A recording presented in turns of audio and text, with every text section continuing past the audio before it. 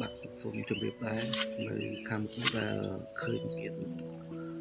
ផ្ទះក្រហមនោះគឺជាភូមិជួរក្រាំងបាទហើយនេះគឺជាតពាំងទឹកមួយជាចំណែកនៃដៃនៃព្រៃឆ្លូ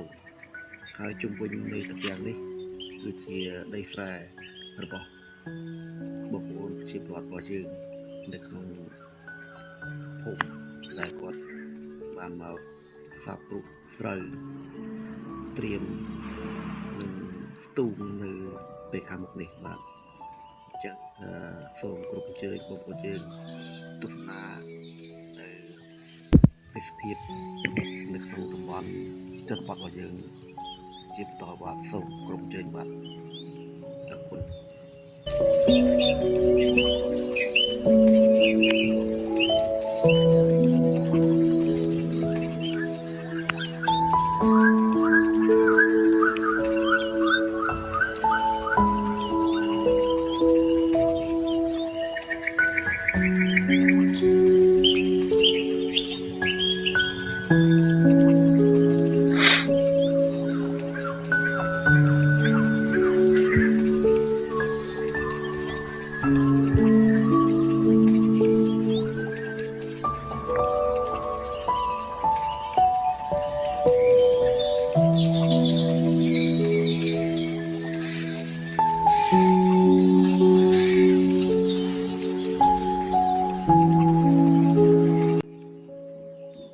នេះគឺជា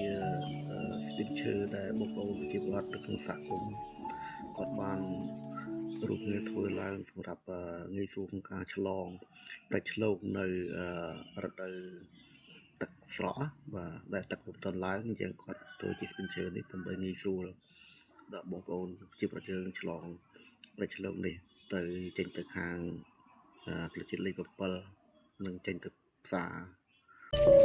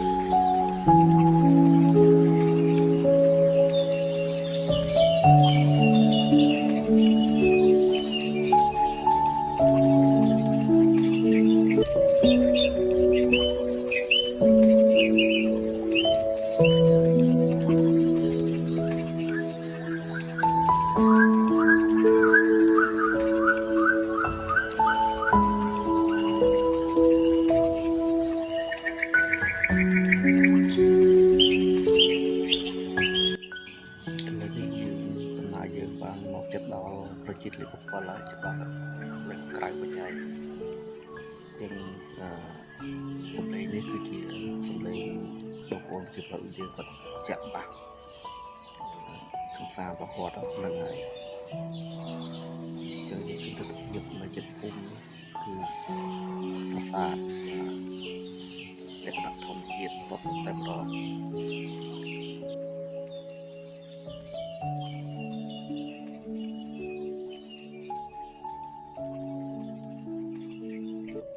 ចំណែកនេះគឺជាផ្លូវបេតុងមួយខ្សែដែលធ្វើតបជាប់ពីផ្លូវជាតិលេខ7ចូលទៅខាងភូមិជួរក្រាំងបានមួយកំណាត់ហើយកញ្ចប់ថវិកាសាងសង់ស្ពានបេតុងនេះគឺជាកញ្ចប់ថវិកាប្រចាំឆ្នាំរបស់រាជរដ្ឋាភិបាលកម្ពុជាទម្លាក់ឲ្យមកខុបខ្សឹមដើម្បីធ្វើការអភិវឌ្ឍឃុំរបស់ខ្លួនបាទឥឡូវយើងចេញមកដល់ផ្លូវជាតិលេខ7ហើយគឺចេញត្រង់ចំណុចទូបលីស្ថិតនៅក្នុងភូមិខ្សឹមក្រៅបាទអញ្ចឹង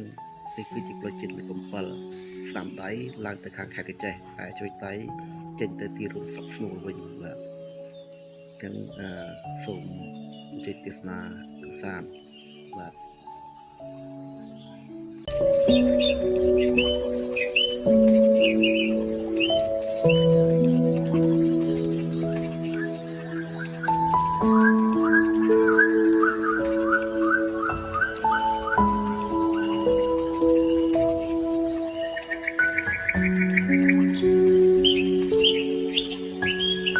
Thank you.